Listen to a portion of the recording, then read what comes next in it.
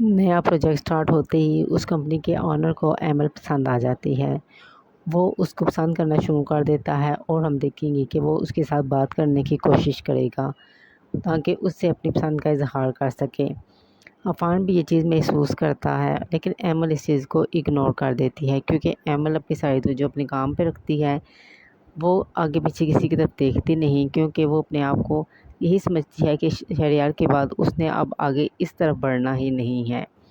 لیکن ایمل کے گھر والے کہتے ہیں کہ ایمل ہم چاہتے ہیں کہ تم دوسری شادی کرو، اینی نے بھی تو کی ہے اور آج وہ خوش ہے، تو ہم چاہتے ہیں کہ تم بھی کرو دوسری شادی کیونکہ تنہا زندگی نہیں گزاری جا سکتی اور آگے زندگی بہت لمبی پڑی ہے۔ اب آگے جا کے ایمل کیا فیصلہ کرتی ہے تو یہ تو ہمیں نیکسٹ ایپیسوڈ میں پتہ چلے گا۔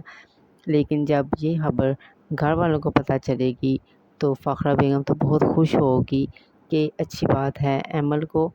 اپنے بارے میں سوچنا چاہیے اور اس میں کوئی برائی بھی نہیں ہے۔ شہریار نے جانا تھا، وہ چلا گیا اور اس کے جانے سے کسی کی زندگی رک تو نہیں سکتی نا۔ اگر ایمل اپنے بارے میں سوچے گی یا کوئی فیصلہ کرے گی تو میں ایمل کے ساتھ ہوں، بلکہ میں خود اس کی شادی کرواؤں گی۔ لیکن یہ خبر جب دردانہ اور آئمہ تک پہنچتی ہے تو وہ تو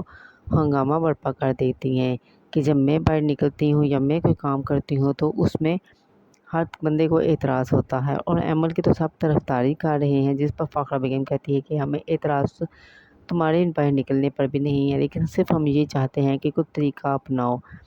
لیکن دردانہ کہتی ہے بھی آئمہ ہم مان گئے، کیا خوب قسمت پائی ہے ان بہنوں نے، اینی کو دیکھ لو،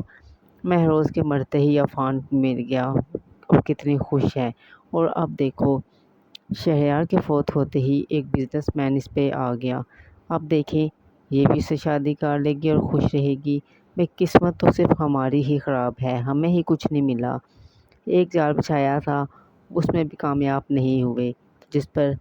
آئمہ کہتی ہے کہ امی آپ فکر نہ کریں، اگر ایک جال بچھایا اور ہم کامیاب نہیں ہوا تو ہم دوسرا جال بچھائیں گے، کہیں نہیں کہیں تو ہمیں کامیابی مل ہی جائے گی، کچھ نہ کچھ تو ہمارے ہاتھ آ ہی جائے گا۔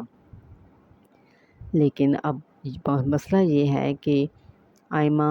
اینی کا حق مارنا چاہتی ہے اور ایمل اس کو سمجھاتی ہے کہ اینی ہوش کے ناخن لو، دیکھ لو پہلے اس نے میرا گھر خراب کیا، میں بھی یہی سمجھتی تھی کہ شہریار میرے علاوہ کسی کی طرف دیکھتے بھی نہیں ہیں، لیکن دیکھیں کس طرح اس کی باتوں میں آ کر انہوں نے مجھے گھر سے نکال دیا، اب وہی سب کچھ یہ تمہارے ساتھ کرنا چاہ رہی ہے۔ لیکن اینی یہاں پر آئمہ کو وارن کر دیتی ہے کہ دیکھو آئمہ عفان سے دور رہو، اس کی طرف بڑھنے کی کوشش کی تو یاد رکھنا میں